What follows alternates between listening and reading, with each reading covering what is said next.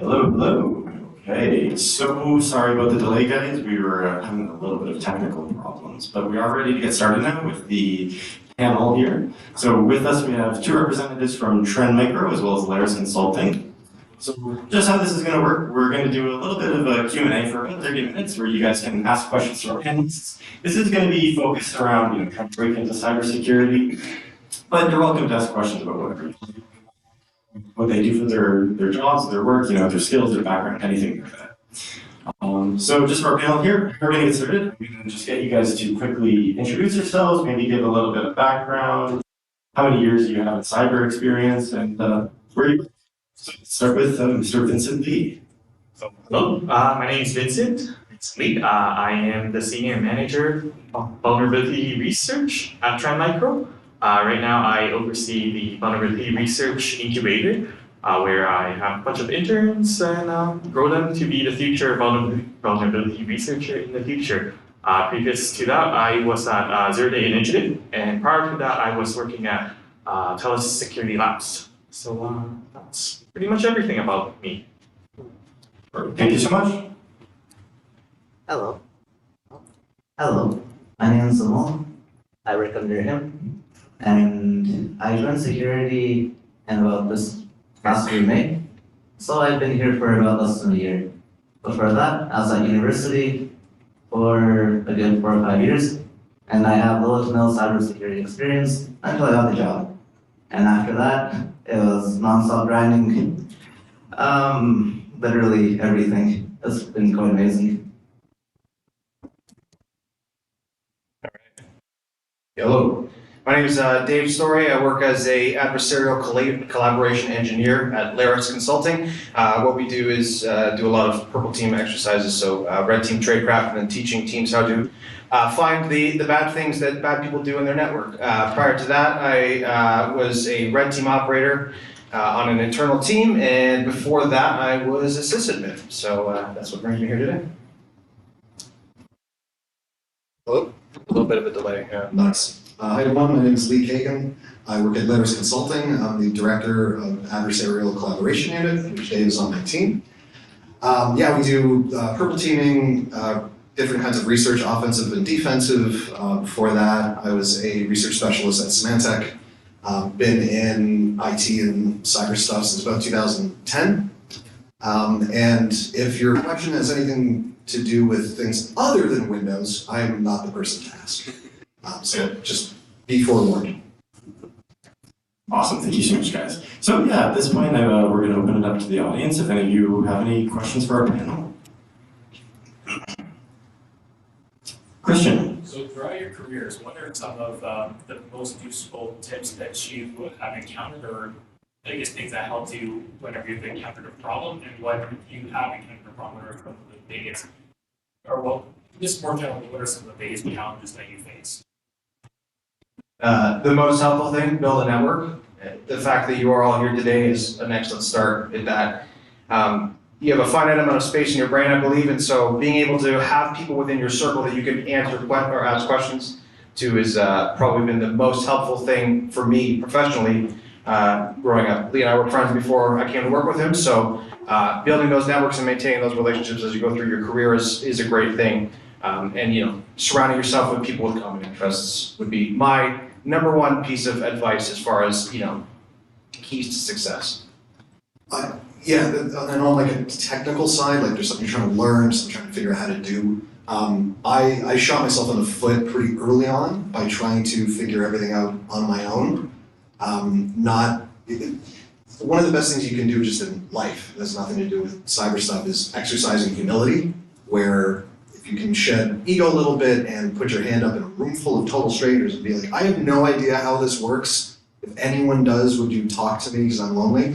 Or whatever it is. I really encourage that. It took me years, probably not until 5-6 years, like in this space, until I started going to conferences, started going to task, stuff like that. And just realizing, there's a realization, it sounds silly, but that it's totally okay to be like, I have no fucking clue what I'm talking about. And I would love some help, or I would mingle and overhear a table talking about something and be like, oh, that's super cool. I don't know anything about that.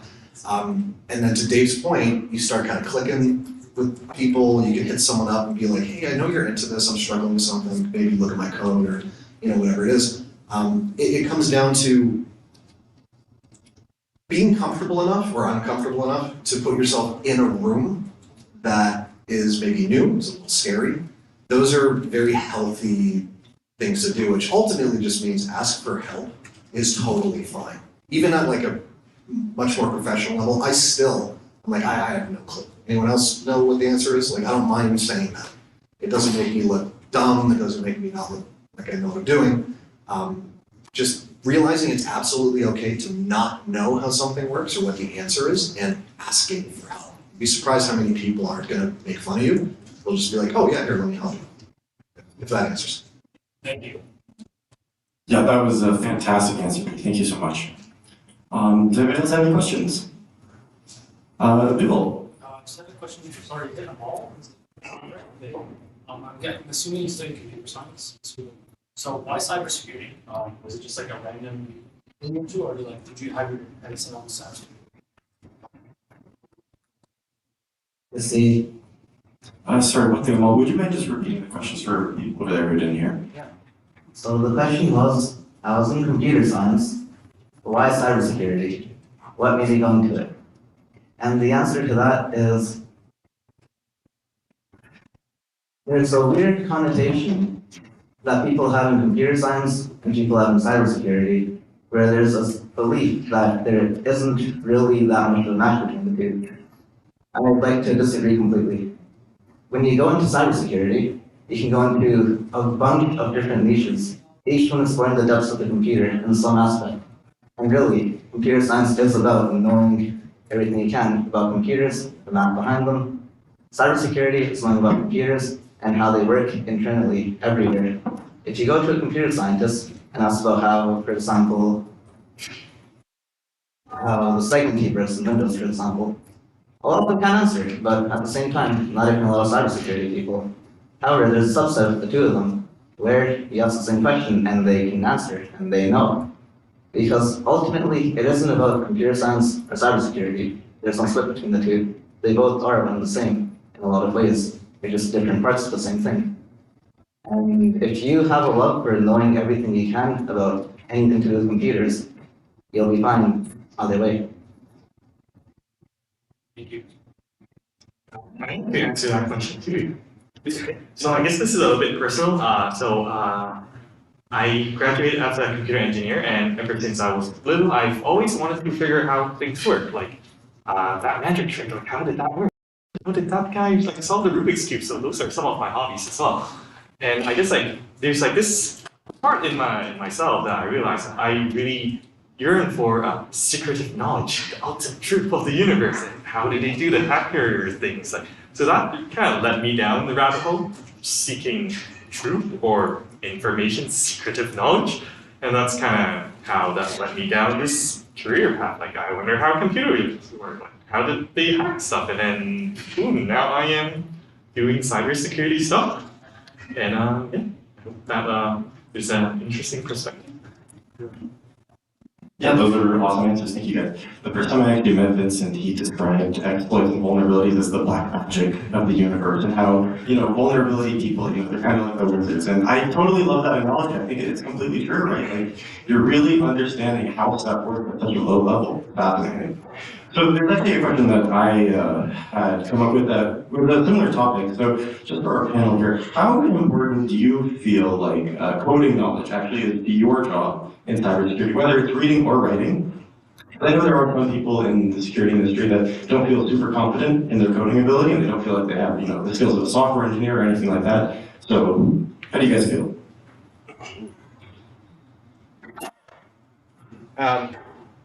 Hello. I started as a sysadmin, as I said, and I was of the firm belief, why do I need to learn how to code?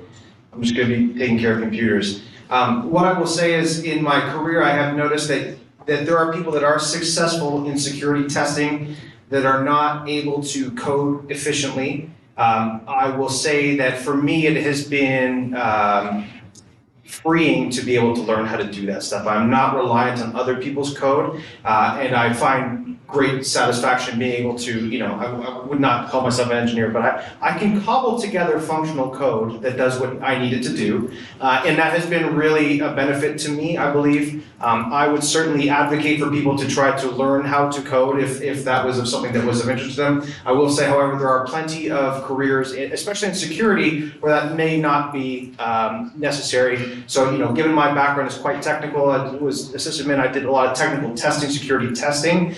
Being able to write code for various scenarios has been something that has been very helpful for me as, in my career.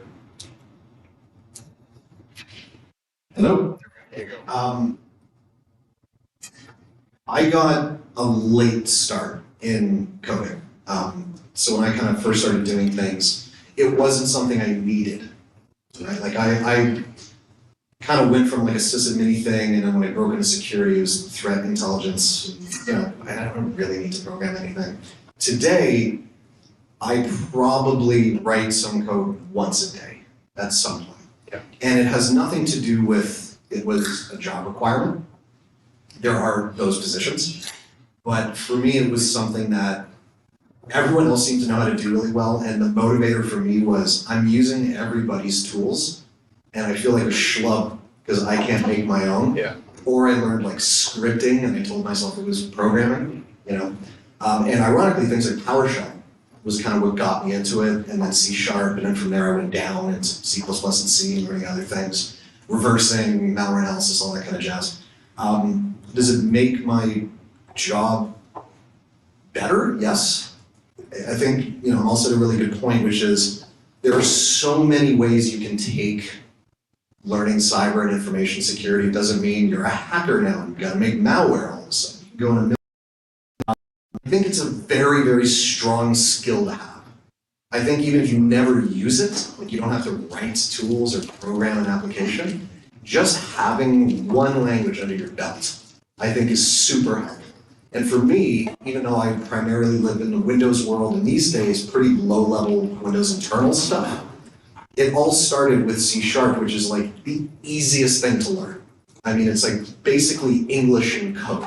You know what I mean? Like .NET is just such an easy way to get into it. And then from there, when I would like look at some other language or something like else, I couldn't freeform program in it, but I kind of get what I'm looking at. And if you're in the malware analysis space or vulnerability research or something like that, being able to at least read and decipher code is super helpful. I think there's also like that stigma that exists these days where like if you don't know how to program, you're going to be out of the job in the next 20 years or some crap. Maybe, I don't know, we got ChatGPT now, just ask it. But no, I think it's something that isn't a absolute. If you can pick up a language, wonderful. It'll only help you. It's not going to hurt you in any way. So that's my hot take. Awesome, thank you.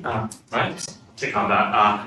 So, not sure if you all know, like, there are now learning cards for baby. How do you write JavaScript for babies? So what I'm trying to say is that maybe 10, 20 years ago, programming is such a premium skill that it's something that shines in a resume, but like nowadays, like there are boot camps, there are so many classes teaching you how to programming, you can watch YouTube and learn how to program. The skill has democratized quite a bit, and it's almost like you put it on a resume, I know Excel, I know Word, and the way I view it as like, they're a bunch of 10 years old, 9 years old learning how to program.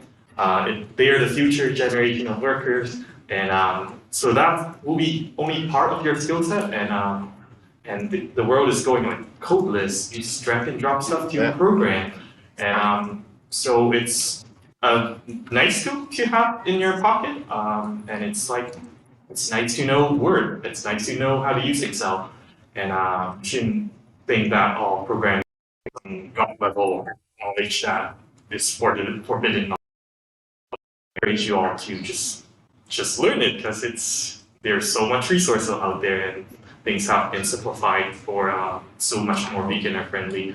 And there are 10 years old learning how to write Pythons right now, and they can learn it, you can learn it. That's what I'm saying. Now, I'm going to go a bit deeper into the whole reading code part. Our job, well, my job is vulnerability research and reverse engineering. And if you want to reverse, you need to be able to read code because that's all you're working with. When you look into assembly, you look into decompile C, well, it's assembly, it's they're programming languages. You're going to be reading them all day, every day. If you want to know how a computer works, you're going to be looking at code because everything that runs on a computer, on hardware, is code ultimately. You're going to be looking at driver, code. You're going to be looking at, for example, one more time, the Windows C, code. You want to know how anything works on a computer, from a browser to some piece of software, Word, Excel, even other things like industrial control systems. You're going to be looking at code all day, and you're going to love it because it's amazing and incredibly complicated. And a lot of fun. Thank you all. Does anybody in the audience have a quote? Yeah, right here. What are some good standards and practices when dealing with threat analysis and containment of threats? Yeah. I've never done incident response, so I'm probably not the best person to be asking about that. So I'll pass the buck to any of the panelists. It's a very it's a skill set that is outside of my knowledge. I mean, I have some ideas as to what I do when I am in a network and how I like to operate, but it's not standardized practice. And yeah, I'm afraid I've never sat in that role before, so I'm probably not the best person to be answering that question. So it's, and some people might disagree with me on this. There isn't like the 7-step thing you always do. Part of being a good responder, in whatever sense that is in a way, this might be a strange comparison, similar to being a good offensive operator, which is knowing what your options are, knowing what the indicators are telling you. You kind of have to follow evidence.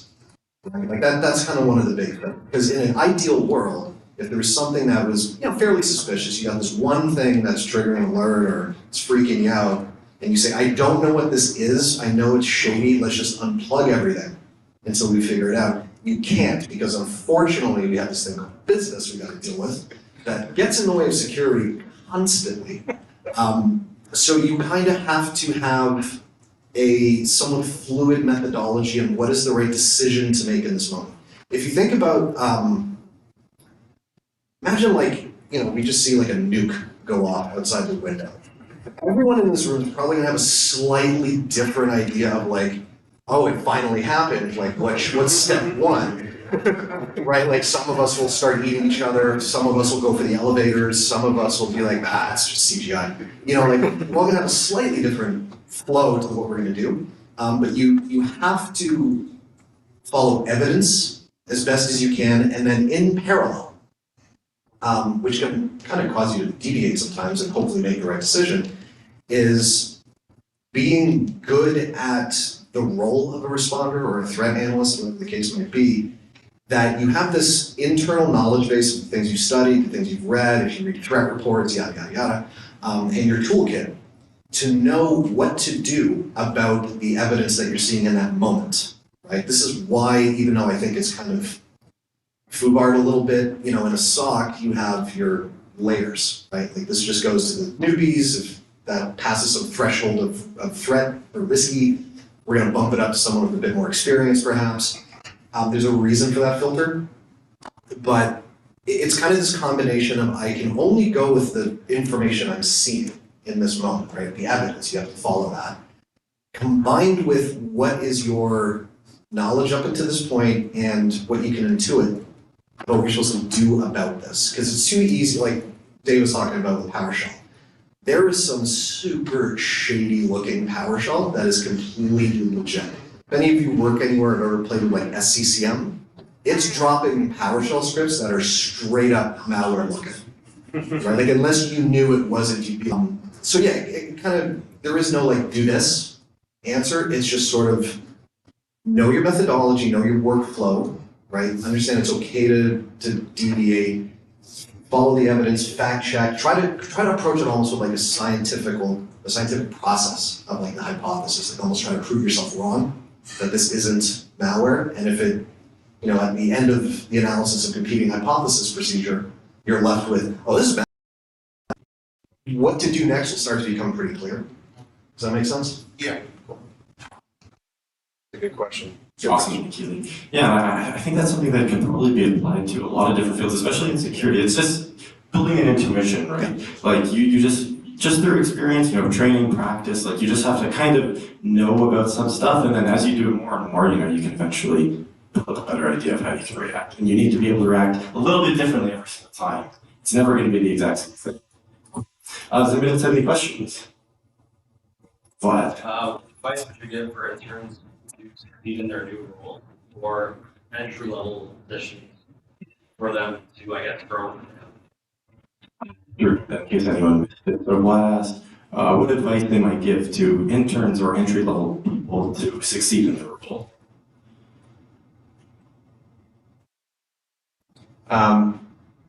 I guess I'll build off of what I'm always saying earlier, is just like grind, like I think that there's something to be said if I'm a hiring manager, just to see somebody's drive to succeed in it, like that to me is, none of us have all of the knowledge, and really the X factor is who's willing to go out and try to find answers that is at hand.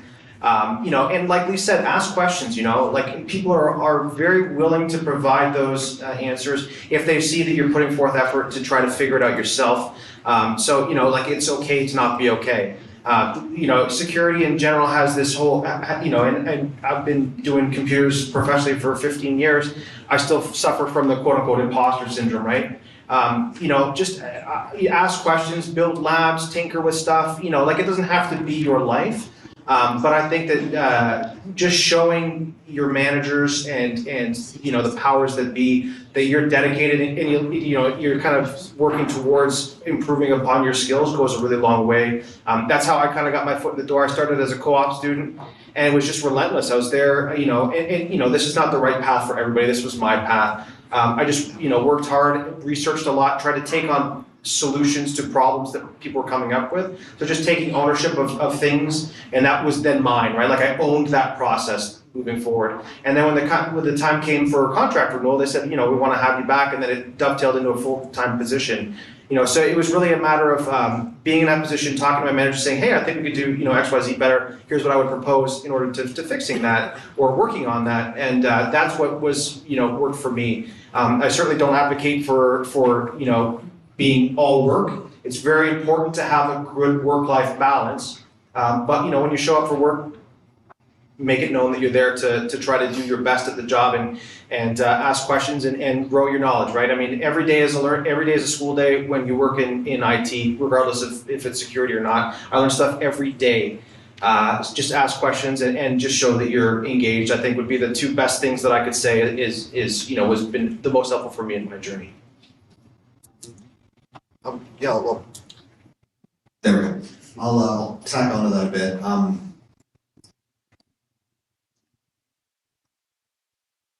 You want to make yourself reliable. And one of the things I mean by that is, the work-life balance thing is super important. I think in the beginning, it's easier to manage. You're just kind of starting out and you get this grind, you're like, oh, fuck, I sleep later. But it gets up, catches up with you eventually. What's really helpful is to be helpful. So if you're an intern or a super junior somewhere, just being like, hey, is there anything I can, I finished my chores for the day, whatever you do as an intern, and then just being like, is there anything I can help with? And it might not even be your responsibility. A great example, and I'm going to throw him under the positive bus, one, because he's not here, but I'm sure there's a lot of people here who know Louis from Sheridan. And so he works on my team. I hired him. And I've known him for years.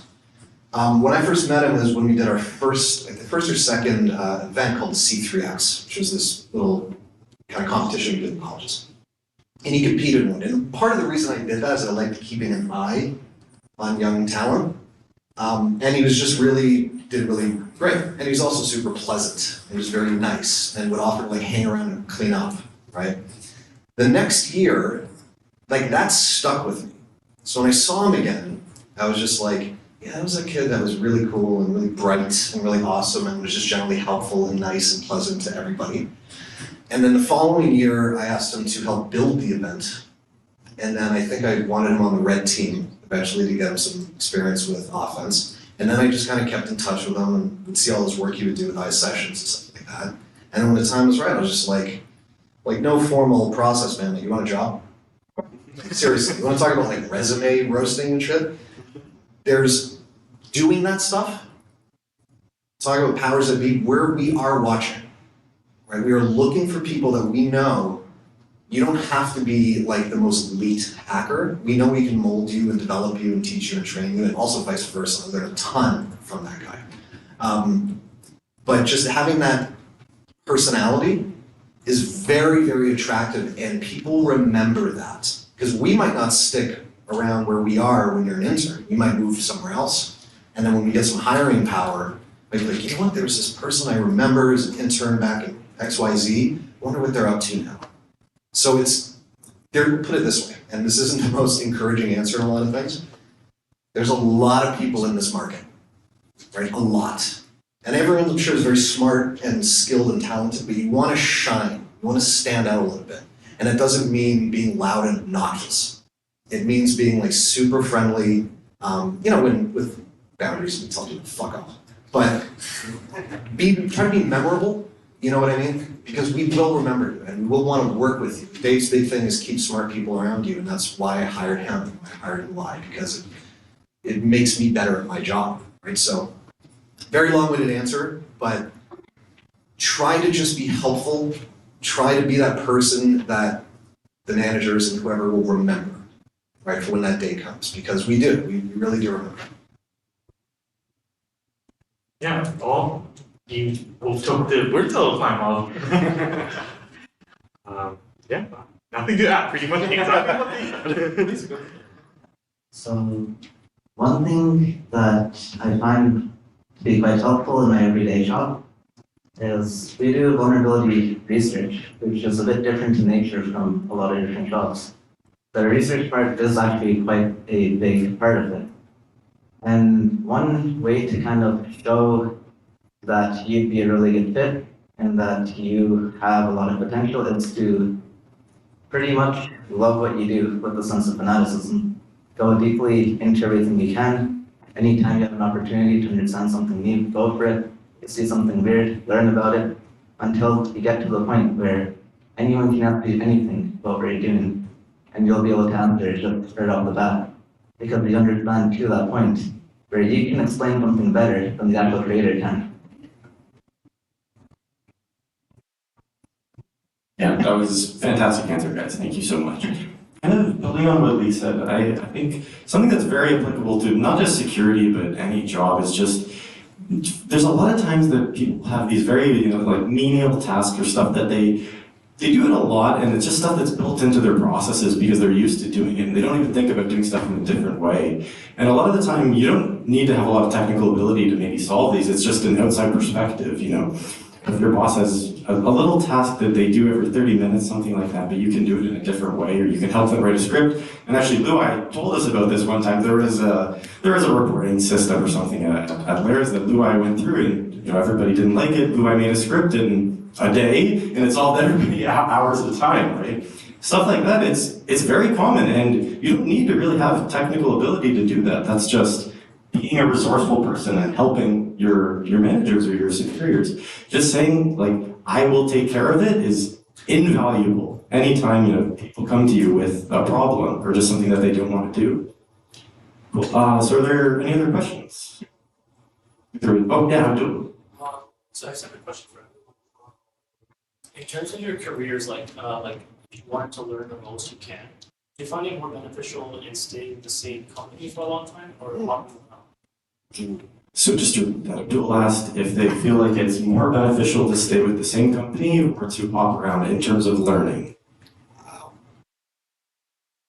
It's an interesting question. And I'm very cognizant of the fact my boss is on my left. One of the reasons I actually wanted to go into consulting was to try to experience as many different networks as humanly possible. Prior to that, I thought I kind of followed a 5 to 7 year rule where I'd go somewhere for 5 to 7-ish years, and then if I wasn't jumping out of bed anymore, I would look to change things. And so Lee kind of caught me at an opportune time where it was getting to that time, and he said, I'm looking for somebody. Would you be interested? And I jumped at the opportunity because I was able to see different things and different perspectives from organizations, right? So in consulting, you're going to get a lot of very different things, and you will learn an absolute lot. It also will depend on people that you work with as well, right? Like Lee said, I like to survive by the rule of never be the smartest person in a room, and so I try to surround myself with people smarter than me with a whole different number of talents. So this is a very verbose answer to your question, but in consulting, I think that you can get a lot of mileage from staying in the same place because you'll see different environments many times, throughout your years. If you're working on an internal team, it will really depend. If you want to stay in the same job function, then maybe you like the company, but you want to, you started with threat intel and you wanted to work your way into something like red team, perhaps. Maybe you look to try to make a lateral move to a different department. I would generally recommend, if you want to learn as much as possible, maybe have a cap as to how long you wanted to stay in a specific job role, if that makes sense. And that's just my opinion. Other people may say otherwise, but yeah, I think that serving in the same job function, if you're in an internal spot, you maybe will reach a ceiling as to how much you can learn. Yeah, my take on this is it's not either or. So, there's the kind of, to tie it in with the kind of topic at hand of resumes and all that kind of stuff. I remember starting out, maybe even before information security, just getting jobs. You'd hear those things like, if you got like a year gap, people are going to be like, oh, well, this guy's clearly untrustworthy, whereas, a no-show, whatever. It's all horseshit, man, honestly. And then there's people who are like, make sure you show that you can stick around, for 4 or 5 years in a place. And there's some validity to that, for sure. You know what tells me that? If you got a degree in something, it could be in anything, like it's the cheap one everyone does, like marketing. Yeah. It shows me you can stick around somewhere for 3 or 4 years. I got the message. Right? Now on to your jobs. I danced around all kinds of places. I would be at places for like 9 months, like a year and a half. Then I went solo for like 5 years, was doing my own thing. It comes down to what is keeping you interested in the job. I'm almost talking about staying almost like at a fanatical level about something. If that's dying, get out of there, right? Unless the thing is this is just a paycheck, and I'm going to totally change topics here for a sec, but there are those people too who are like, I don't care, it's just my job. At 5 o'clock, I'm out, I will talk about security, and there's nothing wrong with that. There's nothing wrong with that. I probably won't call on you for many things, but that's totally fine. So, there's people I know who get into like hyper advanced penetration testing, like really, really high-end pen testing, who would absolutely hate red teaming. They might think it's the same thing. It's not. I loved trying, I like startup phases of things. That can be literally starting up your own company, or it can be like a startup service at an existing company. That to me is exciting, trying something new, getting out of my comfort zone every few years. It keeps me fascinated. It keeps me from going stale. So I think there's no real, like, if you stay somewhere forever or if you hop around, one's worse than the other. In terms of getting better at your craft, in my opinion, it doesn't make a difference. What you should do though, is try to fact check yourself every like 6 months and be like, all right, in January, or it's June now, what do I know how to do now that I didn't know in January, right? And if you can say like, oh, this, you're learning shit, you're going, you're moving forward. That's really all that should matter. So stay somewhere, don't stay somewhere. Just make sure you're learning. Hope that helps. Yes.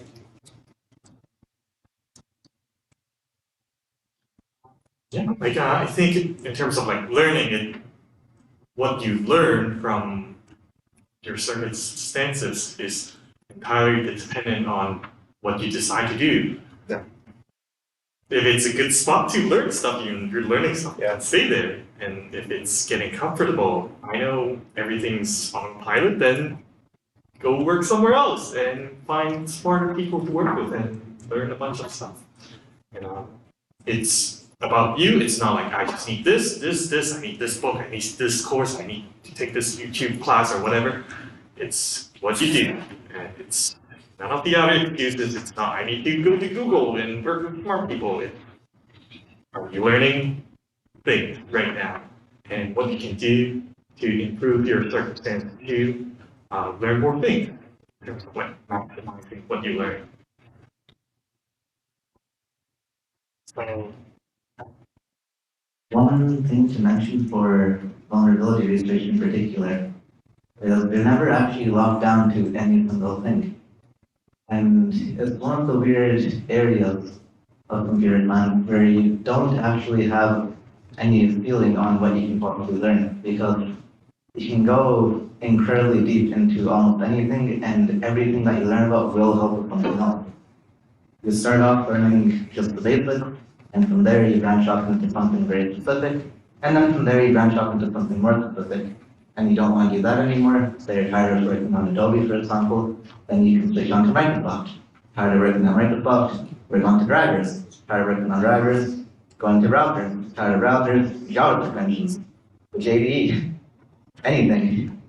You can learn almost forever. You'll never actually be able to get to a point where you can confidently say, I'm not learning anything anymore.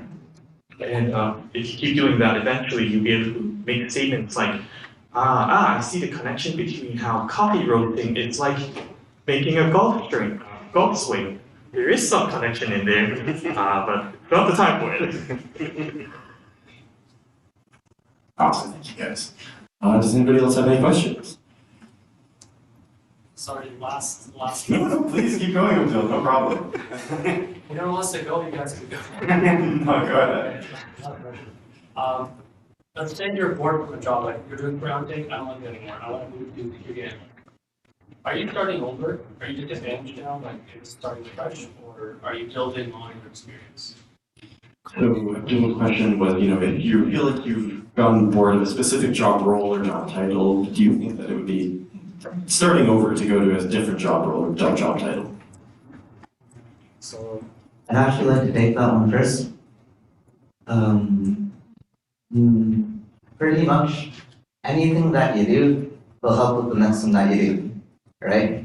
Like, for example, because I work in vulnerability research, I have to say from that point of view, that's the one I'm most familiar with.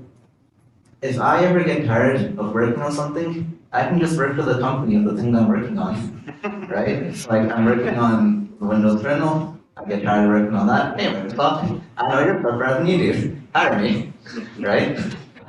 So that's not too much of a problem. And in the more general sense, realistically speaking, all of those that you learn about can be used somewhere else in some way, shape, or form, right? You have many people going into security, for example, having no security experience, who have experience in different things, and they all contribute in some way, shape, or form. Like, you might be thinking about like Vince mentioned, dolphins and coffee. You have the weirdest connections everywhere, and they all work in some way, shape, or form, and it is quite amazing. So if you're ever worried about you having to start over again, don't be, because you never will be.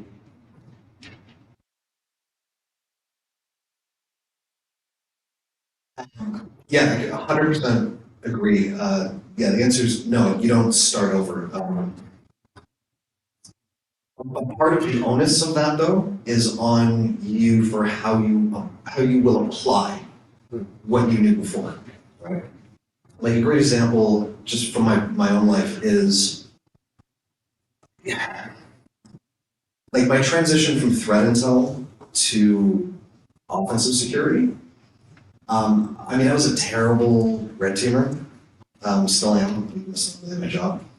But one of the advantages I had was my job as an intel analyst and do malware analysis was I got to kind of front line what they were doing. And I remembered a lot of that. I got to work on some major, big news malware cases during those days. And then when it came time for me to work with the red team, and like I said, I was a bad pen tester, bad red team, and my job was building tools. So hey, we need a tool that does this. And I would apply what I remember from that sample from, you know, APT 666, whatever. So it was about, there's a level of creativity, I think, there's a lot of creativity in this space, right, in OffSec. You might think it's just all computers, and, you know, that's it. If the signal is whatever zero, like those are your only options. No, you can be creative. There's a level of artistry that you can apply to your work, right? I can't teach anyone how to be creative. Like you have to find that in yourself, but anything you know how to do, I absolutely guarantee you there is a way you can apply that at the new place, whatever that might be. Yeah, it's not, I've never really heard anyone say, you know, oh, I learned all this stuff, now I do this, and, you know, how I wasted my time learning that stuff. I mean, there's some crap out there for sure. But if you have the kind of flexibility and creativity to apply it somehow in your new role, then you're awesome. Like that's wicked. That's as deep as I get. I would agree. I think for the most part, I think that there's there's a bit of nuance there. Yeah. As far as starting over and taking a step back.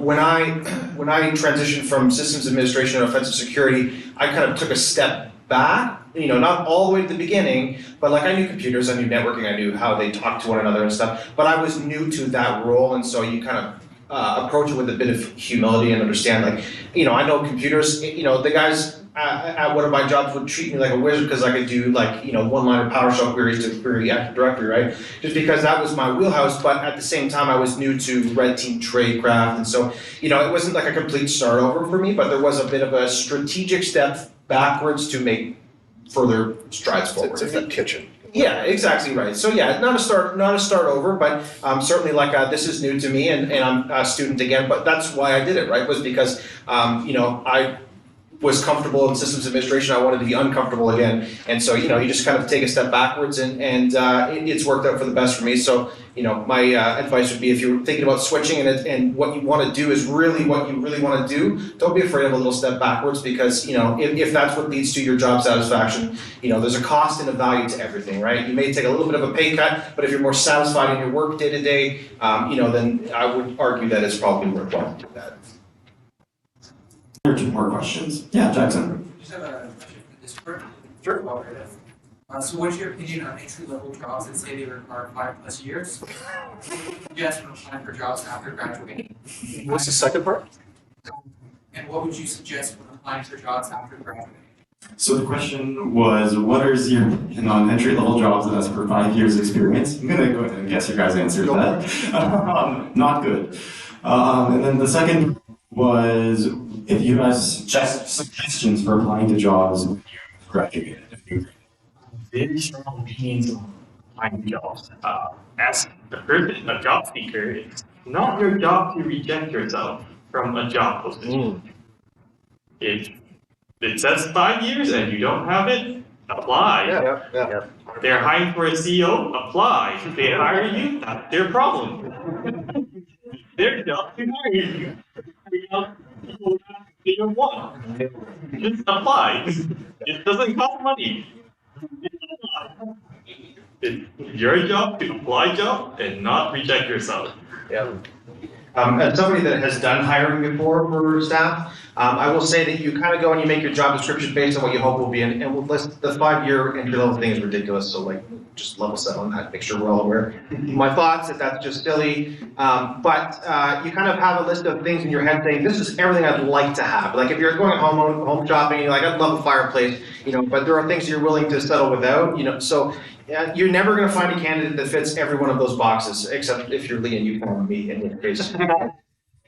But, you know, seriously, it's important that as from a hiring manager, I know that I'm not going to find a candidate that selects all the boxes. So you as a candidate need to know that hiring managers know that too. Okay, so like if you there's 50% of the criteria I meet on this. but maybe you go in and you have just a killer interview and they love you and you just mesh really well. Part of the importance is technical skill, but it's also culture, right? Like, do you fit in well with people? And maybe you go in and you have a great interview and they're like, you know what, we'll take a chance because, he's got less than other, and I've hired people like this where they didn't have as many technical skills as their counterparts, but they were just such a good fit for the role and the culture, and we meshed well. So, don't shortchange yourself. I really want to stress that don't, just because you meet like 40% or whatever of the criteria is on the job posting, don't sell yourself short, apply. The worst that's going to happen is you're not going to hear anything back, right? So absolutely 100% agree with that advice. Yeah, yeah, completely agree with all of that. Just apply, that's 100% true. There's also a few weird and unfortunate paths that exist with early hiring. One is, especially in companies that are super big and or have very, what's the word, very like clinical processes to getting in the door.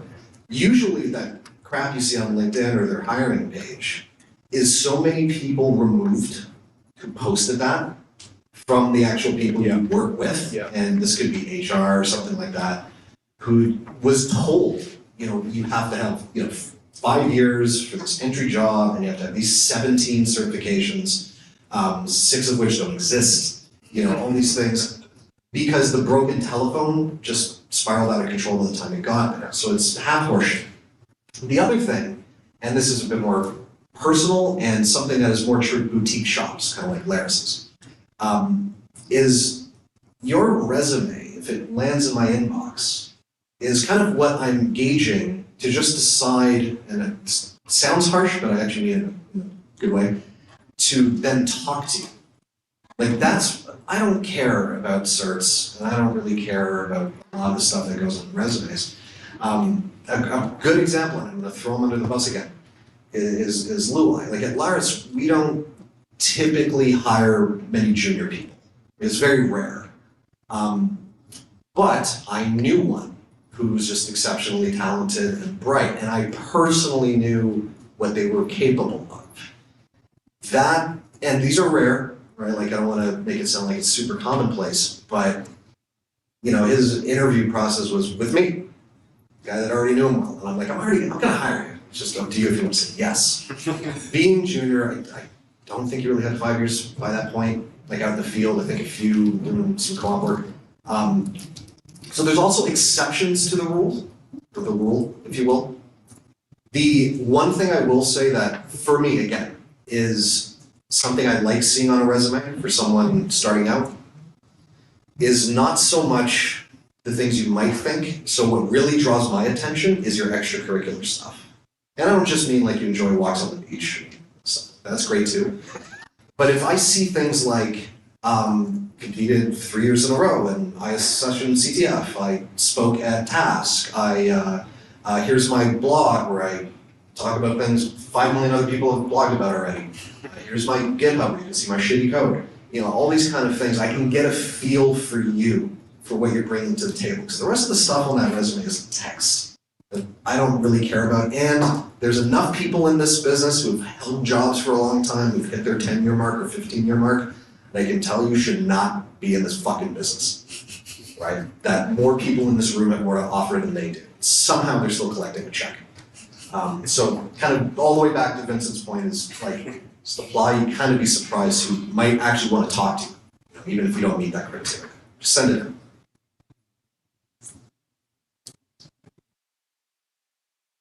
So to answer Sorry, go ahead. the second part of that question, which was what can a new grad do to actually get their foot in the door? I think that was the second part, something like that. Yeah. Yes. One thing that I'd like to mention is, like everyone here has said, realistically speaking, if you don't hit half the marks on their job posting, you can just apply anyways and apply to literally everything. One important thing I want to mention though is, if you're in tech, right? There are a ton of tech companies out there, a ton of people out there. You can pick and choose a bit more than other people can in different fields. Don't settle for companies where they're going to treat you like shit, pretty much. right? If they don't let you do the work that you're supposed to do or that you want to do, like if they, for example, took someone in cybersecurity and made them write reports all day about things that have nothing to do with cybersecurity, don't stay there. Move on. You're not getting anything from that, right? When you have some self-confidence, it goes a long way and will make your life a lot better. To that, so how I got my first job as at Telesecurity Labs. Before that, I was a security guard at the concierge, and I put that in my cover letter. I am so interested in security. I became a security guard to learn about the physical aspect of security. It's all about how you present yourself, how the skills are transferable. Does being a security guard has anything to do with computers? Absolutely. Okay, maybe there's some, but like it's all about how you present yourself and sell it. And you're not a IO or service representative at Home Depot. You're a customer service advisor, helping people picking the right nut. And that will land you a job at like car dealership or great computer solutions salesperson. So yeah, it's all about how you present yourself and how your past experience relate to the job that you want to apply to. And it's about how you present that to your to the prospective hiring manager. Thank you guys. I actually just have a quick personal story about the, not disqualifying yourself from a job. I did my co-op with Vincent at Trend Micro. And when I first saw the job posting for the internship, it had all of this stuff on it. You should be able to read some like x86 assembly. Like, I know what Move does. I don't know anything outside of that. I was so close to not applying because I was pretty sure I was not going to get the job. And, it's just one small decision. It took me 5 seconds to apply, Just always, always, always apply. There's no reason not to do it. Yeah. Also, cater your resume to the job post. Okay, so like, if they're talking about x86, make sure you're highlighting the fact that you read x86. I'm serious. Yeah, like don't use a generic resume for every job posting. That's like the number one thing I can suggest to people is that for those of you who may not have gone any time in the corporate world, there are HR filters, right? When you send in your resume, the hiring manager has probably given somebody in HR a listing of what they want to see, which is what Lee was referring to. And so the HR person is filtering people out and will give the resumes to the hiring manager. May have no idea that OSCP stands for Offensive Security Certified Professional, right? So make sure that everything is tailored to the job posting that you are applying to. Please don't use a generic resume to send to every job post. Customize it. And also, don't lie on your resume. We will grill you for it. That's not pretty. Yes, you should be able to speak to literally anything on your resume. Any one word, you need to be able to speak to absolutely everything. Read. Apply to. So, as I'm sure many of us know, LinkedIn is a phenomenal tool.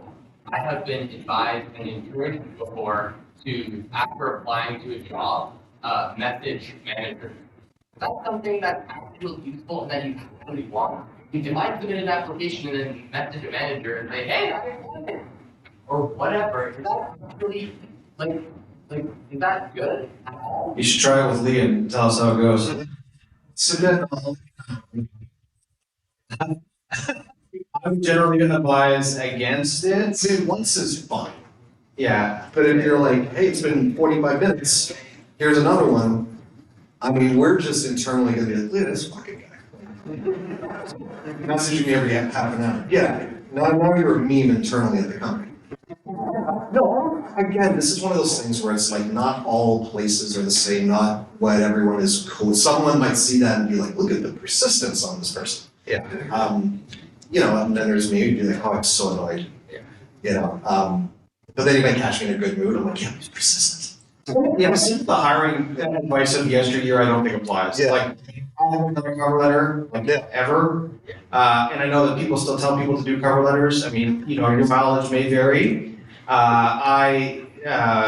would generally advise maybe if you had an interview with this person, you've at least established a bit of a rapport, maybe add them to LinkedIn. I probably wouldn't do it immediately after submitting a resume to them, because for all you know, they never even got it, right? Like it could have not got past what we call the HR firewall, right? Or like, don't like submit, hit, and then message.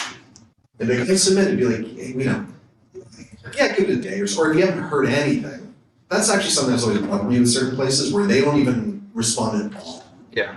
And I guess if you're filtering 5,000 applicants a week or something, then maybe that's the case. I think it's just one of those things where that's a sales technique. That's where that's from, right? It's one of these things where you're following up on a cold call essentially and being like, I tried to get in contact with you last week, just wondering if you got a message, you'd like to talk about fridge magnets.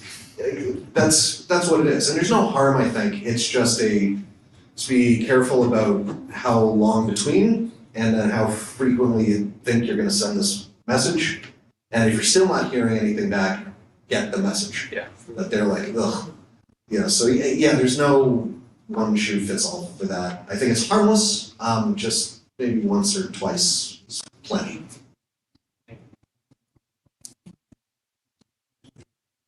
I don't actually have LinkedIn. Yeah. I think for some jobs it would be helpful in like marketing, but over here, oftentimes it's the connections that you make with the people around you, and all the time it's you showing your ability to do the job that you're applying for that is more important. LinkedIn is a nice way of, I guess it was struck me as a way of quickly giving your LinkedIn to someone to show what you've done and your name. But aside from that, it's optional. Doesn't hurt to play that game to improve your chance of getting a job. Panel split. Like LinkedIn, cover letter. There's some clearly unqualified candidates that just keep applying to the job posting that I recognize their name and I applaud their persistence. Canadian Tire Retailers Associate is just not gonna cut it. Yeah. Thank you guys. So maybe, are we good to go on the resumes now? Okay, cool. So thank you so much for the Q&A, guys. We're gonna quickly move over to the resume review section. It's about to get real. I should say the resume. No. Great. Oh,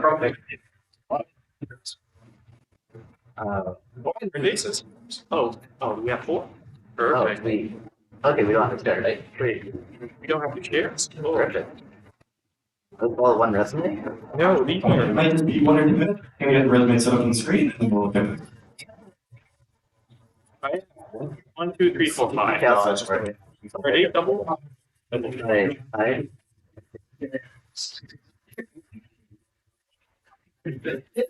I wonder if I can find the get. Right. Okay.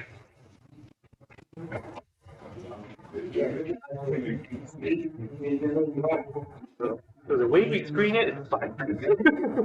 Alright, That so take half of them, throw them away. Exactly. They're half, take a look. But this is kind of. Have you read it yet?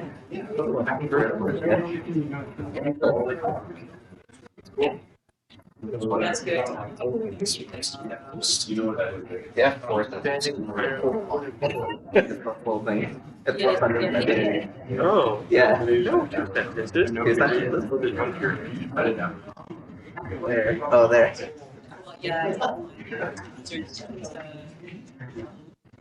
This is not a sentence.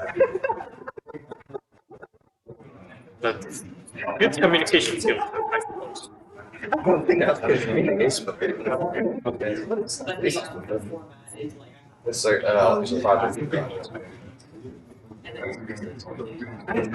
trying to remember the rest of the program. I'll tell you after. Yours up there? I think yours. But I know I feel like this is flat. Yeah.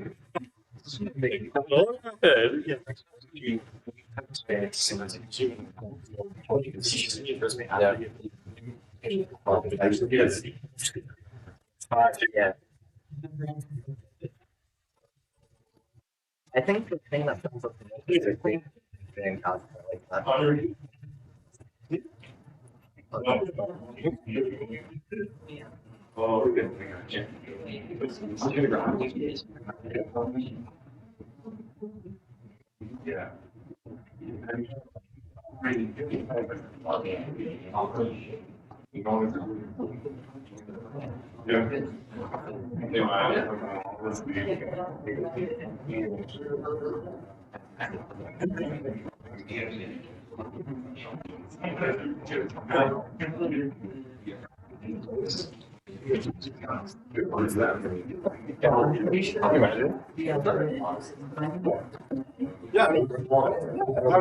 My resume into this.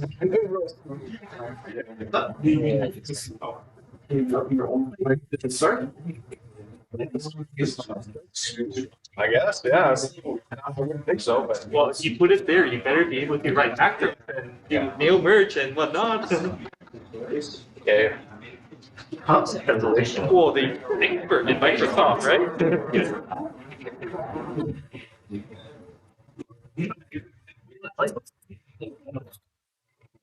Oh.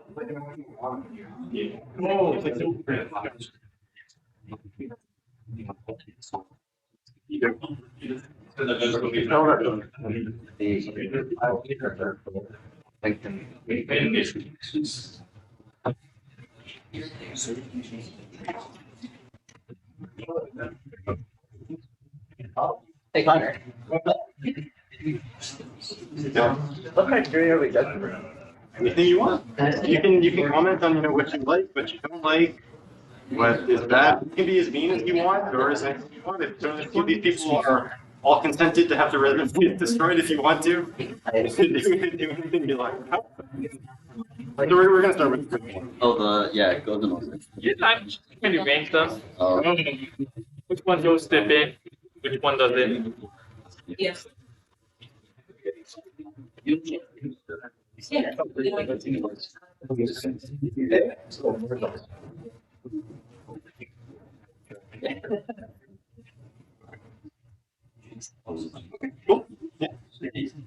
Cool. You guys good to get started? Yes, sir. Awesome. Okay, so we are just ready to get started again. We have the first resume up top. So our wonderful panel has been a group going through these very quickly. We've just had a couple minutes, and this is actually very realistic because a lot of the time, a hiring manager is only going to look at it for 10 seconds. It's not a very long time. Cool. Okay, so no further ado, just as a message, all of these people submitted their resumes to us. They're very aware that we were planning on doing this with them. We have their full consent that they're cool to get their resumes blasted if the people want to do that. And yeah, take it away. We're starting. Stuff you like, stuff you hate, stuff you want to delete, throw it in the trash. I guess I'll get it kicked off. So right out of the gate, certifications and accomplishments, this person's not graduated yet, but they're already doing extracurricular activities. I love that. It shows me that they're, it's not just a daytime thing for them. They go to school and come home. They're actively looking to sharpen their axe, for lack of a better term, in multiple respects. If I had any one criticism of this one, it would be that in the skills section, and this is going to be common in a lot of technical resumes, it was my downfall when I was assistant man and I had, every protocol I ever at the skills thing. My recommendation would be not to have a skills section per se, but highlight how you used every one of these skills in the actual function, higher up, right? So like if you program C, I can do a print world in C, but if you said that, I programmed challenge and C to improve buffer overflows, with unsafe copying stuff. I think that carries far more weight to it than just saying I know C, right? Because lots of people can say that they know C, Git, whatever. I totally I knew Git and I broke the other day, so yeah. So yeah, I mean, that would be my only real criticism would be to contextualize how you use your skills. I use Burp Suite to, use Burp Suite to perform web application testing, and whatever, right? Like, build some verbiage around it. Don't just plop everything into bullet points at the bottom of the resume. Put it in your experience and highlight them a little bit more effectively. That would be my only piece of feedback on it. Yeah, I agree with on that part. That's the first thing that stuck out to me is the skill section, because you're not telling me these are skills, you're saying words, right? So like security toolkits that exist are things like Metasploit. Like that's a thing. I don't understand why that's your skill. Like what about it is your skill? You don't have to write a diatribe about things you've ever done with it, but operating systems, Windows, Linux, yeah, I would imagine so. There's not much else. I mean, I guess there's Mac, but you know what I mean? Like that's not like, oh, he knows Windows. Yeah. We gotta get this person. And then there's a couple other things. So I completely agree with Molly. He's like, never lie on your resume. That's true. But there is something everyone does, and it's on all of these, I think, is stretching out something that could probably be said, and like that stands out to me a lot, and I know it's just a thing everyone does on their resume. So for example, if you know how to use VirtualBox, right? Like you just made a VM. On resume speak, that is proficient in hypervisor technologies, ranging from bare bone metal systems to whatever. It's like I get it. You downloaded VirtualBox. I get it. So sometimes we're looking at that stuff too, or like I'm just trying to decode what you're saying. You're not lying. You're just really making it look more than it is sometimes. And the one thing here that caught my attention immediately is top 1% on TryHackMe. If that's true, that's probably the one thing on here, and I get it as someone who's still in school, perhaps, is probably the most impressive thing to me. Like, if you're in school, yeah, you're learning different languages, you're probably learning different technologies like Git and WinDBG. Spelled WinDBG. I've never talked to this person. Where's that WinGDB? Is that a different thing? Debug. Yes, WinDBG. Yeah, let's go into the bin. Good communication skills. Yeah, that's important skills. Right. And I love the response. Be like, no, it's something I invented. So yeah, no, there's nothing wrong with this. I can see you're green. You're still old school, still learning. That's fine. But yeah, the skills would be the one part where I'm like, give me some context to this. What about Git? Other than that, it's a thing. You want them to prove that they have the skills. Well, we'll get to that if we talk. Yeah. It's more just like, these are, you may as well said Git, Docker, bananas, beetroot.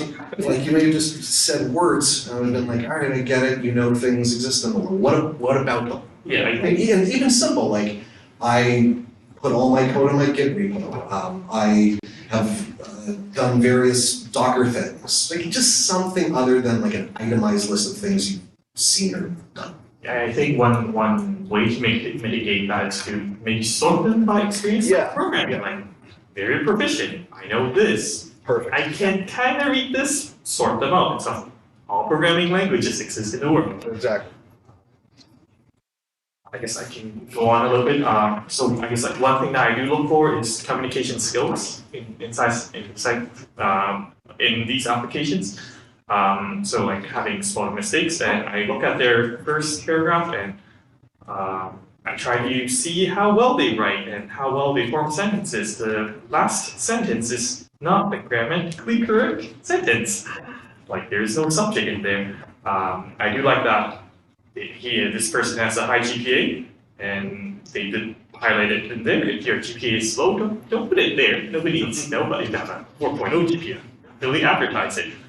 I do think that this person can fit even more information into the resume. I think if you put it in like one-page view, put it in a view in one page. I think it's this thing is like about 75% full, filling the page. Oh, yeah. You can put more stuff in there. Like, for my internship role, just a little bit perspective, the application to openings is like 25 to 1. So 1 out of 25 applicants, only 1 person gets a job.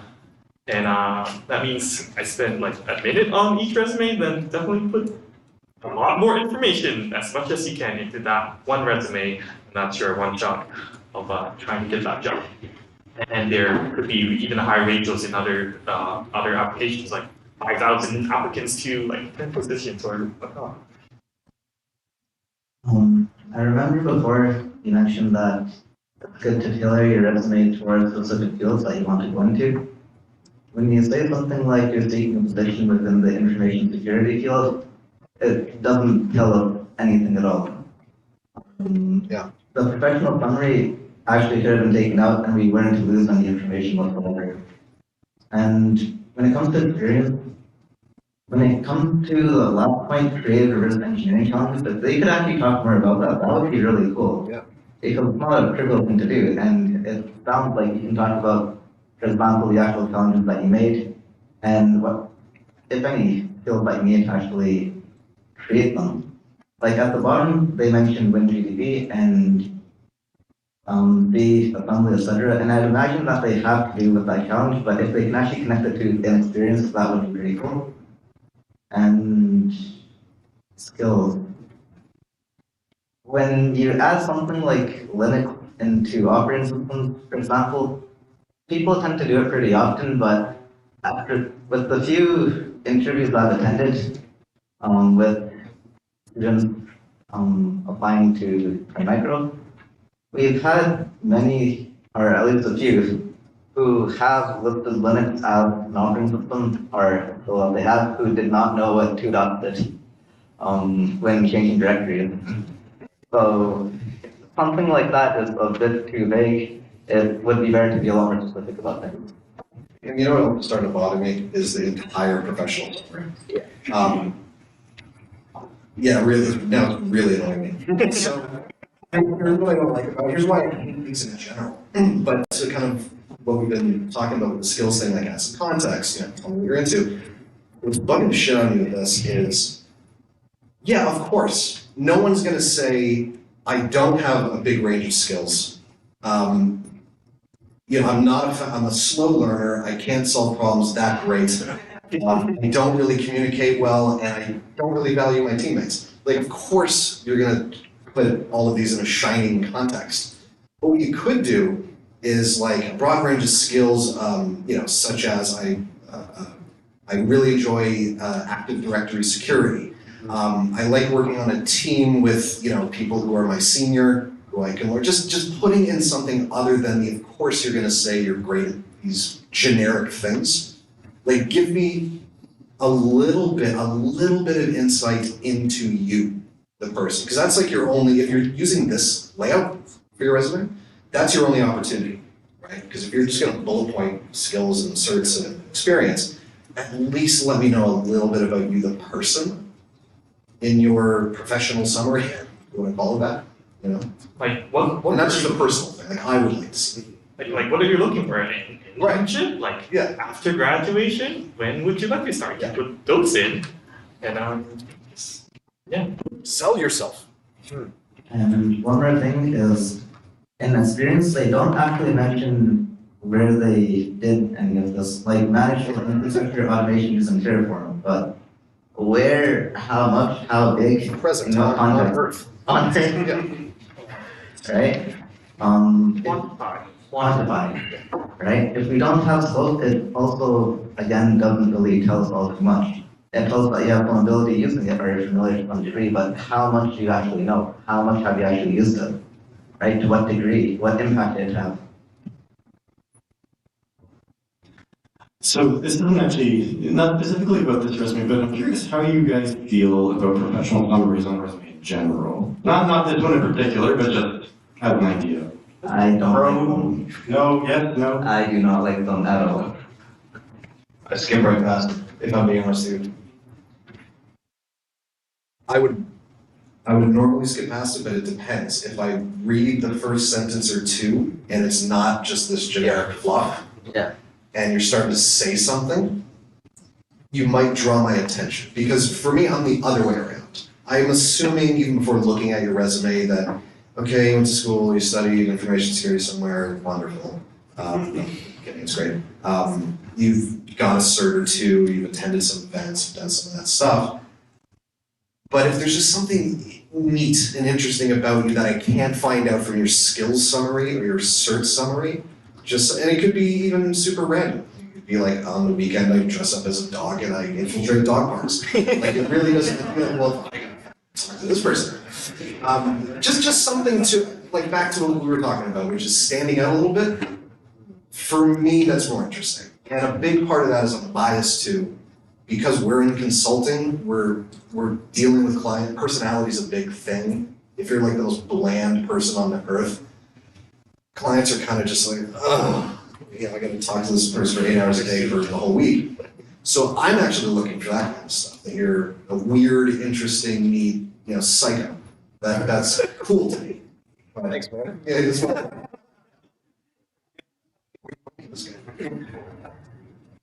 So, just going off that, Lee, so you would not actually be interested in seeing like technical accomplishments in a professional summary, or? No, I still am. Like, I still have to make sure, But here's the other thing too, where this is all filtered. Like I said before, this is just to figure out should we then talk to you. Because anything you say in those parts, in the little bulleted things, we're going to find out pretty quickly on the call whether or not you're lying. So I can save that stuff to later. But if I have 10 resumes in front of me, and all of them, you all went to school, you all got your bachelor's in whatever, you all got some certs, you all done some CTFs, well, what's the difference between all of you? Right? And I can't talk to all of you. So I kind of have to figure out which one of these people I'm going to chat to next. And if one of them, has got some kind of neat shit to say about themselves personally that applies to the role, or that applies to, especially if you're younger, I can see a statement where you're going to be an interesting cat to work with. Like, there's something hungry in what you're saying. That to me is very appealing, as opposed to just like, excellent in communication. Like, okay. So yeah, it's just a personal opinion. Yeah. And Awesome. Okay, so I think we should probably move on to the second one now, because we do have 5 to get through. That said, I think this is one of the better ones compared to the rest. oh, Exciting. So we have some cool stuff coming up. I have not seen them, so I There's cannot. 4 people sweating based on that comment. All right, let's see what we got. Okay. Game. Yeah, I immediately like this part. I don't know why. I'm a little unconventional with it. I don't really care if you follow some format that all resumes should follow, like open with this, like yeah, whatever. I like that the projects are up front, because that's really interesting to me. That's kind of what I'm talking about. This tells me a bit about you, right? And what I love is none of them are like, wrote this malware. It's just like, room booking connoisseur. That's super cool. Trip log, LEDQ, like sure. And I was saying to Dave even before when I was looking at this, and this might be a stretch, but what if we threw you as like a supporting role as a junior on a red team, because the only external facing web app we could find as an entry point is some weird conference room booking system. So I'm dead serious. That's the kind of shit our NetPen team usually gets in with. Is like there's just some single factor endpoint or some weird app exposed that no one's ever seen. And they just hammer at it because some stupid thing. You might be that person that's like, well, I made a booking system. And I remember if you do this, yeah. Like that to me is super, like there's talent in that, I think, even as weird as it seems like just tic-tac-toe. That drew my attention immediately. Mind if I comment on that? Yes, please. Date/time is the one thing I have to say about that. Why is that there? What is that on this? Date/time, room booking connoisseur. Oh, but it's like it's a language? Like, what do these words mean? Right? What do they mean? What are they talking about? Room booking system, room booking connoisseur. What is It's this? CSS, Right? That's and I understood how date and time works. Like ethereally speaking. Yeah. I'm fully aware of time. Fully aware. Actually. Seeing, right? You are now like going outside of, the efforts to improve skills, add that because, and I honestly like above accomplishments because that to me shows a willingness to try to get better, right? So, I'm looking at all of the projects, which are great, fantastic. I'd love a little bit more detail on each one of them, and we could maybe get rid of some of the white space at the bottom of the document. And the Arduino and the C programming is like something that jumps out at me because the rest of the stuff is like web application stuff, and then you got C and Arduino. So like blow out some of the details on some of this stuff. And again, please, like if you're doing CTFs, that's cool. Put that stuff in there because that just shows me that that you're interested in trying to get better. So I understand that if you don't have experience in the industry, it's a little hard to make a resume that is full of relevant stuff. If you're comfortable doing this stuff, you're going to get put it on a Git repo, say I repeated in the CTF. I don't care what place you came to. You showed up, you made an effort to try to get some flags and help to work with your team. Put that stuff here, please, because that's the stuff that we love to see is that people just trying to make an effort to improve on their skill set. Like fully hiring. It's, like, there isn't, other than this absolute garbage at the bottom, again, listing things, this will be like a recurring thing. Yeah. I'm guilty of doing this. Everybody. I was HTTP. and possible. Yeah, oh yeah. Wind protocol, as if that's relevant anymore. But I also like this card stuff. Yeah, like why is it not more highlighted? Yeah, no, interesting. I mean, it's something I know nothing about, but I mean, and if you're kind of positioning it in the sense of like, oh, I'm kind of into card tech, and maybe that means card hacking, which, we got someone that works with us that does that stuff. And that's like black magic to me, like card hacking shit. So I think that's really cool. And just, I love this little projects list. I get it, you don't have a lot of accomplishments yet. That's fine. Show me, talk to me about you, which is the card stuff. Soft skills section, yeah, that's great. It doesn't, these are things you're not proving, you can't prove yet on paper. Like that's filler to me. I don't think it's a terrible thing to list, but to be like, I have skills in conflict resolution and solution-based thinking. Great. We'll find out if you really can. Come drinking with me, we'll check it out. But no, this is interesting. This is an interesting person I would at least talk to. One thing I would like to make from previous resume, like I look for communication skills in candidates. That's actually a very rare skill in this field. Use words, write sentences, complete sentences, grammatically correct sentences. Go through your resume, make sure there's no typo. Like, why is HTML near the bottom with only capital H and HTML? Like, you're a careless person. Just go to the bin. I only have 30 seconds. You decide whether I want to. You're fashion. Wait. Harsh. For concrete uses, right? Everything at the bottom you can include up on top, like for coding languages, they're in your project, so that's fine. Then you can include that for soft skills, you can actually put as part of the job you use them in. Like, I can imagine that leadership, conflict resolution could be under discussion and loaded as well. So you can include them there. And languages, fluent in English, while you wrote this resume, we're going to assume that you're fluent in English. By the way, I know English. Like,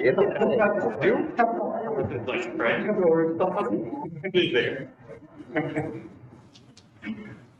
Yeah, I like it.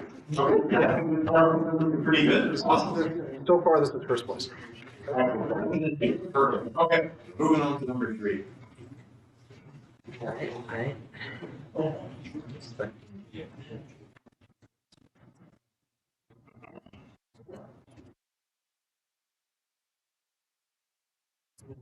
Okay, Vincent, after your 10-second scan, I want you to tell me, does it go in the trash? I spotted 2 periods. Oh. Uh-oh. Yeah, looking for careful people who really can pick out small things and communication skills, and just you have one shot, 30 seconds or 1 minute to impress this person. You have only one shot, you have infinite time, and you don't take the time and care to make sure your resume is rock solid. That says something about your character. You are just a sloppy person, and this goes with it. But that said, I will still read your resume. But that's how some hiring managers run their shift, and that's just the truth. And to be honest, this is actually pretty good. I do look for more information, and this is more dense. This is more traditional resume format, and overall pretty good. Other than those small formatting things, I actually have to read this first. But I like how they sorted the skills into intermediate experience and exclusive experience, blah blah, instead of just list of skills. Vincent, review my research report. The Trend Micro was a very meaningful process, you can imagine. I like this resume. Like I had said before, I like the fact that the person has outlined what they've done with the technologies, right? So now I see that you're familiar with Azure Active Directory, you know things like Intune, that's cool. These are technologies we see all the time, and I am now seeing how you've used them functionally, that's wicked. Intermediate experience in Python, Java, C, that's a pretty wide breadth of programming knowledge there, that's cool. As far as the virtual machine goes, I mean, there's probably not too many people that are going to be asking you to spin up virtual boxes or VMware machines or expertise in that. So like, you may choose to kibosh that. And if you wanted to kind of supplement that knowledge, maybe spin up ESXi or Proxmox or something, kind of a tier 0 hypervisor if you wanted to be really geeky about it. The scripting knowledge, I mean, I like it. And, maybe I could tap on this person to fabricate some metal stuff for me too, right? Right, and I think that they properly spell PowerShell. Yeah, with the capital S. Yeah, no, we're sticklers about that. But no, I mean, I like this this resume. What I would maybe suggest is moving education closer to the bottom, skills and technical abilities to the top, and then So take your top paragraph of education and just bump that to the bottom and bump everything up a little higher. I think would make it a bit of a stronger resume because the technical skills is what you're going to read first. The welding and fabrication, assuming that this person is applying for a technical position, is probably not super relevant. And so, you don't want to, I would suggest moving it further to the bottom. But aside from that, love that they used or wrote how they used the technology that they claim to use. So kudos. I don't think this is a 2-pager, is it? No. Okay, that's fine. One more thing that I like about this resume is that they put in relevant courses in their education. Yeah. So that's one quick win for customizing your resume. Like I want to apply for developer job, just put software engineering first. Yeah. And whatever courses you think is relevant to the position, and that's the quick win of customizing your resume. Yep. The extracurriculars are actually really strong, right? The strong developer might be able to go a lot higher. Like maybe even right under education, with development abilities a bit lower down and finish it up.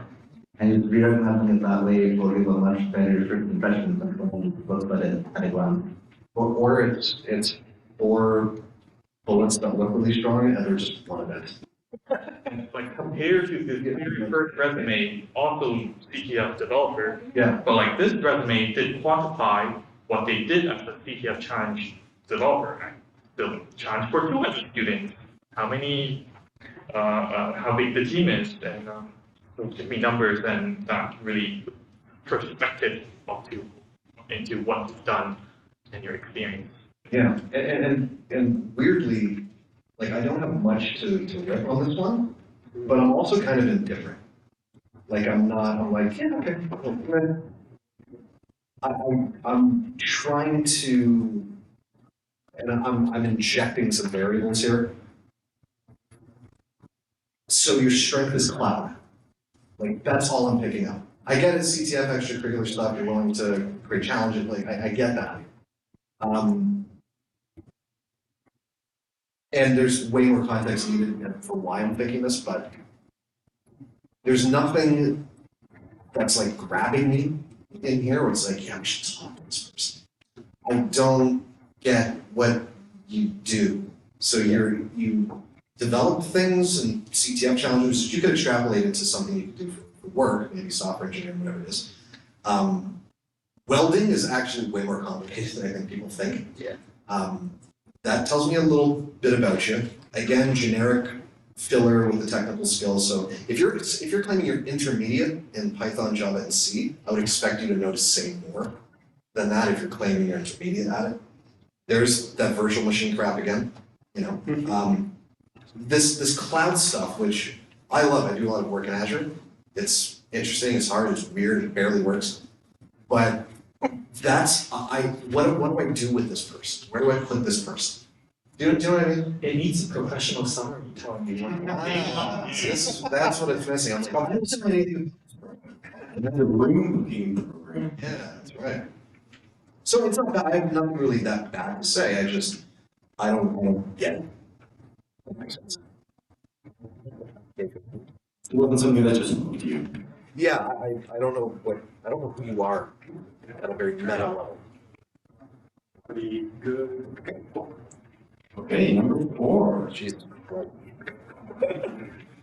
It's double-sided. I've seen resumes like this enough that I just don't bother reading them and Yeah, move straight to the I'm bin. with you. This goes right in the bin. Okay. Well, on that note, Not the fun.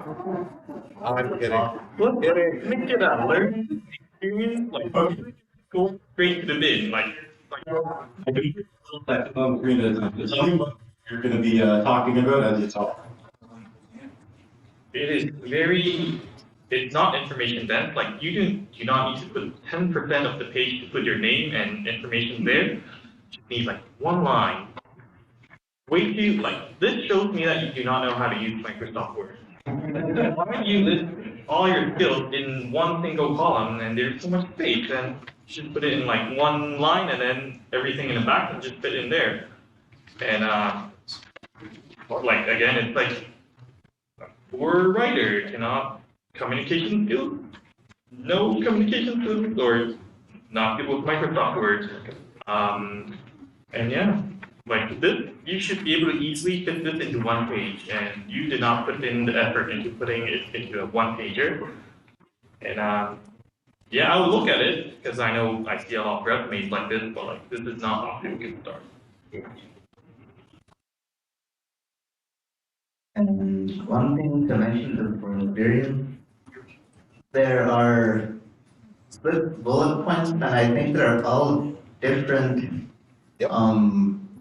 things that they did with no relation to each other. This person was a lifeguard. I know that because I was a lifeguard. I love when we'll go back and. Innocence, exactly what you talked about. Yeah, just you were a lifeguard. Yeah, you observed sections of the assigned waters of. And that's where I think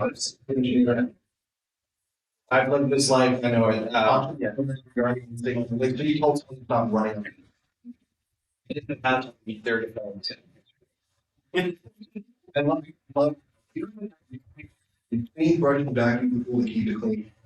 To me, like, if, like, your parent punished you for something, then you had to, like, give them, like, a stage notes, like, okay, like, you're gonna brush them back to the pool, though. Yeah, it's, that's Yeah. The whole resume looks like their parents made them like, why haven't you found a job already? Okay. I can hear my mother. Force them to make this resume, them wanting a job. Like whoever this is gonna come on. Just, yeah. And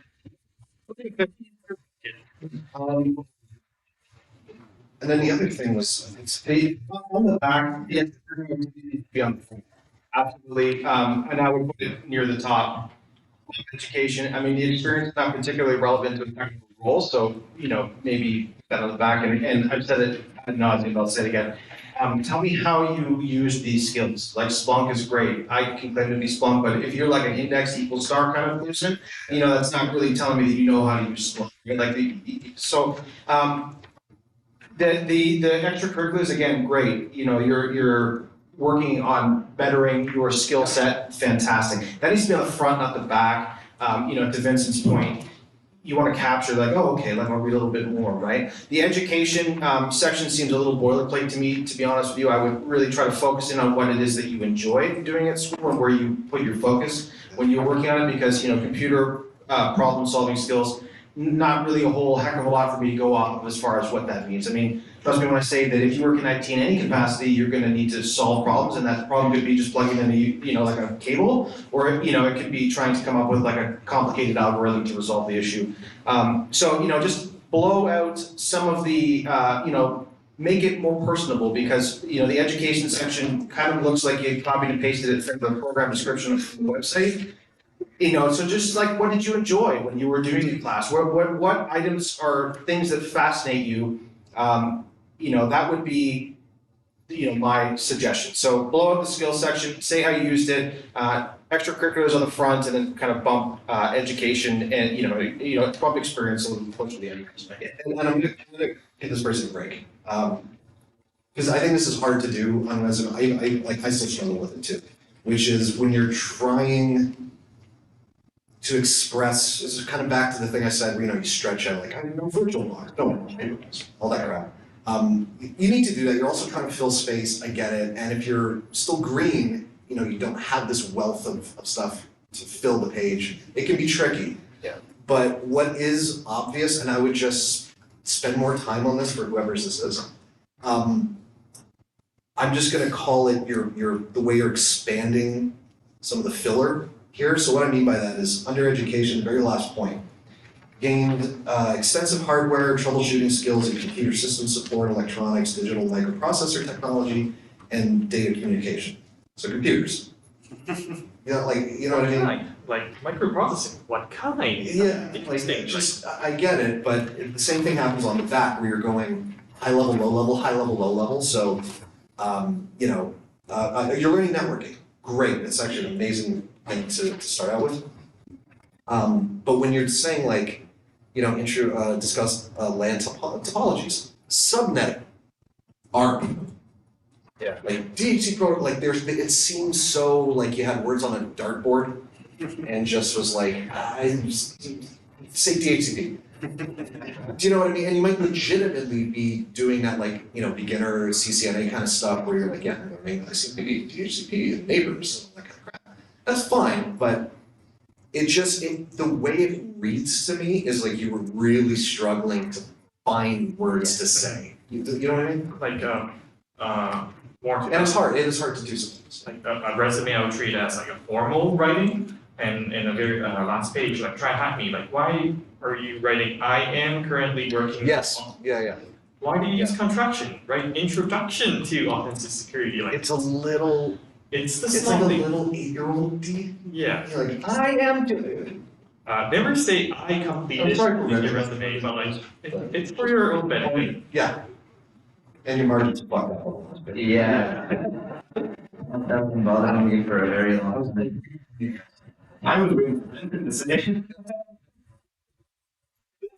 I'm done with this. Ready to go on, basically.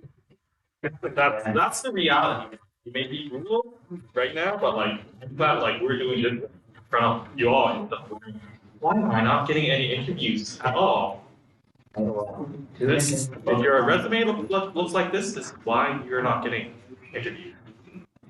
So two things you can actually do to fix it up. One, use a pre-built resume template instead of making your own.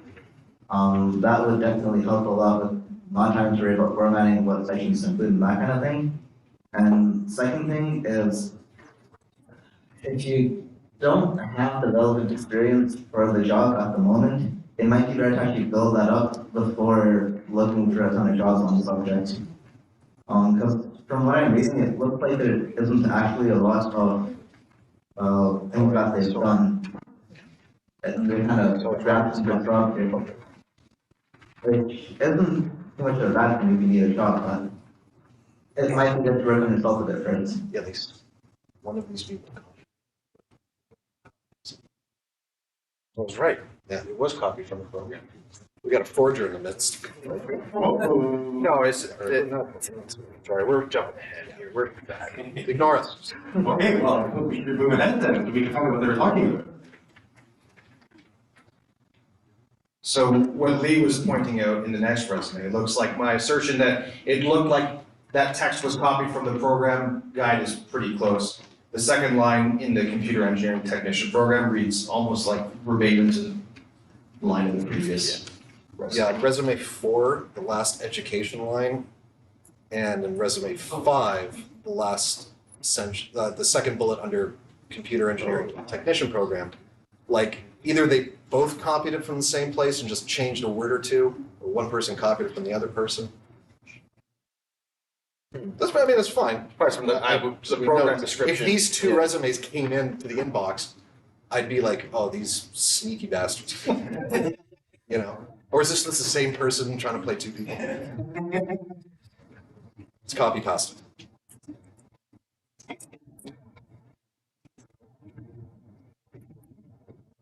Although I do like this one better. I'm interested. Okay, somebody other than Vincent, give me your 10-second impression on this one. Specialized in redaction challenges. Yes, we're not doxing people here. Yeah. I like that they're being more contextual around each point. Yeah. That's already a plus. Yeah, like created, challenges for CTF, which attracts over, like even that itself is just more info. Like I created challenges, okay? My challenges, were consumed by 100 people. Okay, cool, all right, that's not a small audience, that's awesome. I like that, this might seem obvious, but just in the two education parts, I see you're progressing, right? Like your 2019 stretch is, it's kind of generic, like getting into, computer technician stuff. Now I'm kind of getting into cybersecurity, a little bit of forensics, a little bit of software engineering. You're not spitting 19 programming languages at me, which is where you're kind of saying, all right, Java and C is sort of I'm spending some time. All right, narrowed in. That's kind of cool. A little web dev, a little assembly language, cool. Someone else talk. No, I think it's, I'm I guess a stickler for the arrangement of the thing. I think that the stronger content is on the back as opposed to the front, personally. This is me personally, education for me is like the bottom of a resume. And granted, I have a little bit of flexibility there because I've been in industry for 15 years, so like I have the ability to do that. But like the education, honestly, and you need to remember the audience here, like Laris is a pretty boutique firm, and the hiring is not super formalized. I think we can say that. But so the activities and interests, and again, this really goes into catering your resume for the audience. I would say that if I was receiving this resume, the activities and interests, I would have found more interesting on the front page because it looks like this person is doing cool stuff. 3 different CTF platforms, Easy CTF, Pico, Hack the Box, and then there's Try Hack Me, attended Sector, cool. You're already getting out, you're trying to meet people in the industry, go to talks, whatever, and then you're here as well. So, I would move that stuff to the front. And that's kind of really my own, and your challenge developer. I love people that give back to the community. Personally, it's a soft spot for me. That's why I'm here with you all today, is because I like to try to give back. So you're developing challenges on top of probably going to school, maybe working a part-time job, wicked. Highlight that stuff, because that's what I, would love to see as a hiring manager, just to see your character, right? You are interested in helping other people grow, which is why you all are here today. So, that's my feedback on this one. Yeah, I'm with you on that, and I even like the attempt at trying to say that better. Like, for example, on the back, activities and interests. This is a great bullet. Like, this is such a shit bullet that I'm so interested in talking. You 180 today. Yeah. Is keeping up with the cybersecurity industry, awesome. Attending bi-weekly news roundup meetings in my club, fantastic. Using news sites such as the Hacker News, like that's a bullet. Man, I didn't catch On that. your resume? Yeah. That, you may as well be like, I discovered info using. Do you know what I mean? Like, I'm like applauding you, and then I'm like, oh, you just wanted to have a second bullet.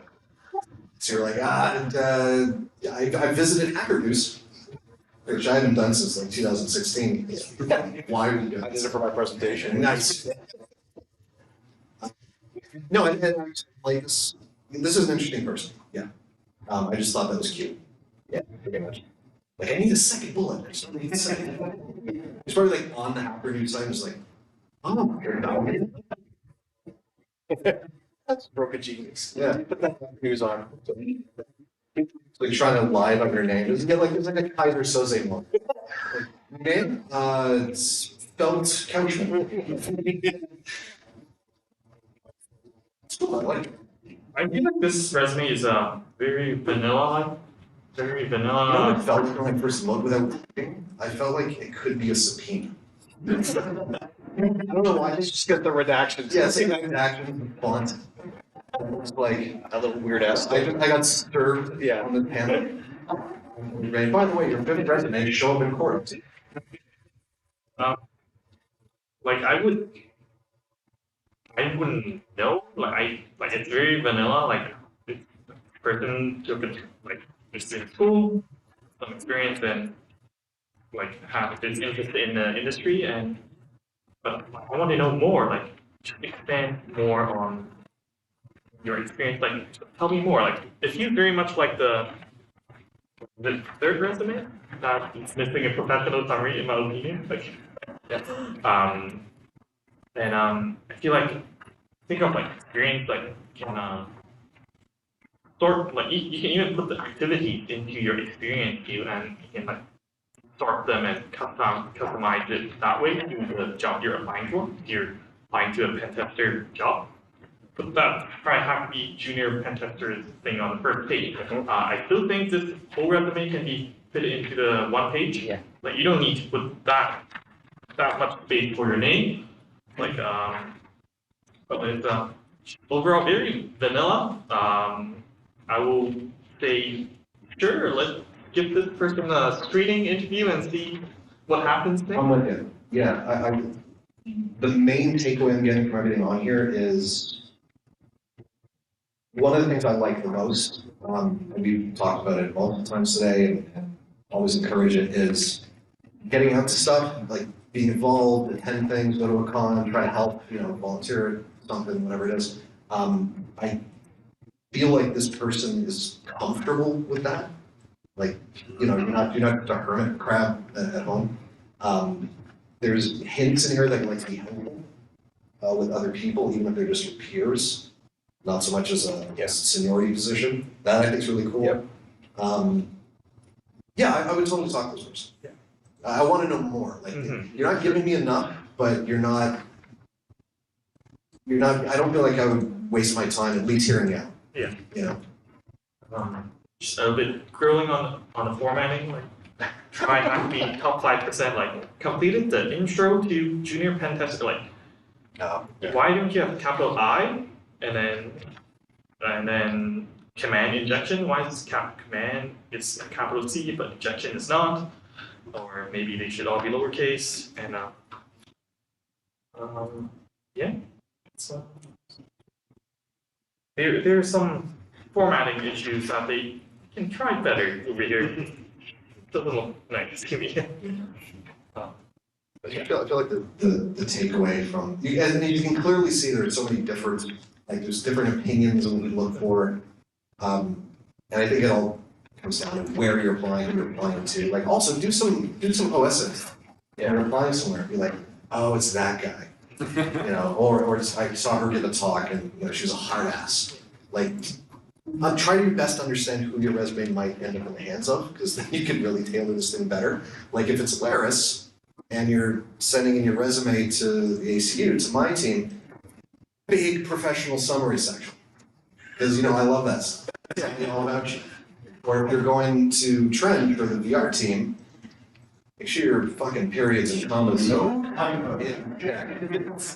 It's well, writing reports, and your reports better be rock solid. And if you can't put periods in, But if it's me, you could have the most broken English ever. Sweet. Yeah, I like it. Kudos to everybody who submitted their resume for a roast. That's not an easy thing to have happen. In a room of your peers. I hope that the takeaway was mostly positive for everybody. So I hope so. We meant well.